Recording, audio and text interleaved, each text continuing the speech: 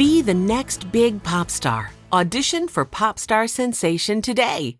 Read the giant sign hanging over the entrance to Silver City Mall. Are you ready to sing, Violet?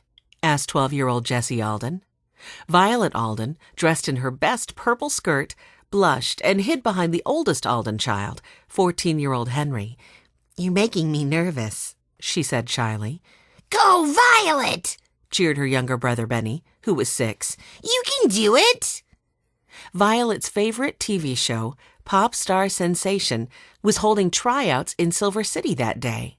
The show's judges were looking for talented singers who might become the next big music star. Contestants had to be at least Henry's age to compete, so Violet was too young, but she was hoping for the chance to sing on the show, even if it would only be for fun.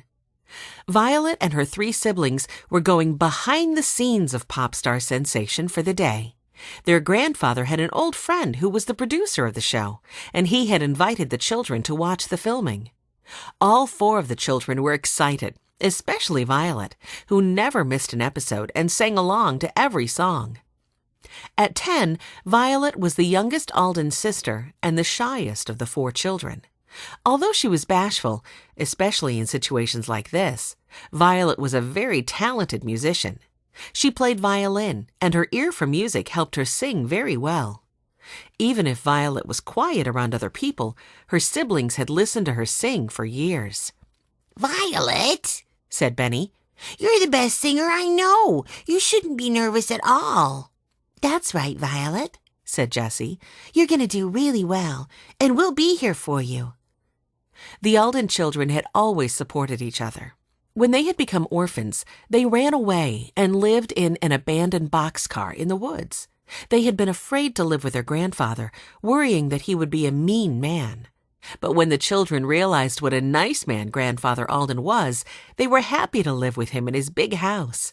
He was so nice, in fact, that he had the children's boxcar moved to the backyard for a playhouse. And if Grandfather finishes with his business in time, said Henry, he'll be cheering for you too. Grandfather had dropped them off at the mall earlier that morning.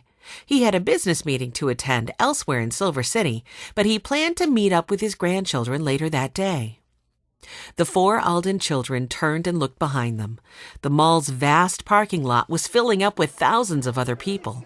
They had all dressed up to stand out, hoping to look funny or fancy or flashy so that they would get a chance to appear on the TV show. Near the Aldens was a woman with heavy makeup and a hot pink feather boa wrapped around her neck. Behind her stood a man in a cowboy hat, cowboy boots, and leather cowboy chaps. He twirled a lasso while singing a country western tune. Behind the cowboy was a family with more children than the Aldens.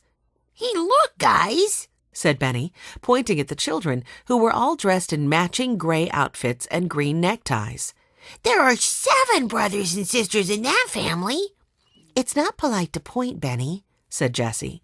But Jessie was very impressed by the beautiful voices she heard as the family of 5 sisters and 2 brothers practiced singing together.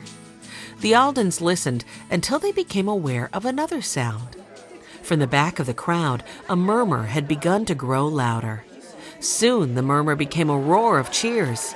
The Aldens turned to see what all the fuss was about. The crowd moved out of the way for a line of big black cars driving through the mall parking lot. The cars had black tinted windows so no one could see inside. The cars made their way to the front entrance, coming to a stop near where the Aldens stood. I wonder who's inside, Jessie said. I bet it's someone important, said Henry.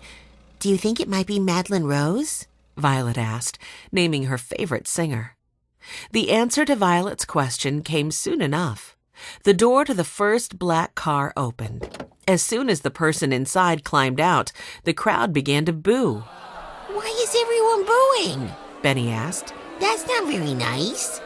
Neither he nor his siblings booed, since all 4 of them tried to be nice to everyone. It's Wilfred Mayflower, said Jessie. He's not very nice. Wilfred Mayflower was the head judge of Pop Star Sensation.